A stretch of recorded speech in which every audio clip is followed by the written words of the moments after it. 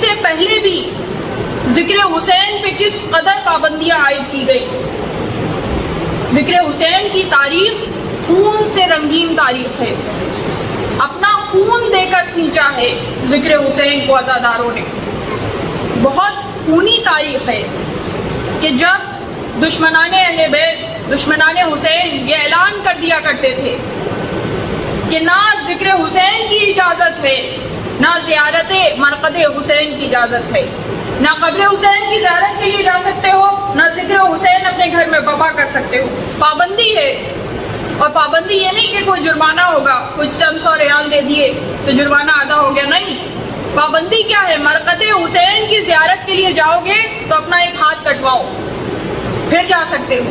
پہرے دار موجود ہیں، چوکیاں موجود ہیں، عزادار پہنچے، زائرین پہنچے، اب اپنا ایک ہاتھ کٹواؤ پھر جا سکتے ہو.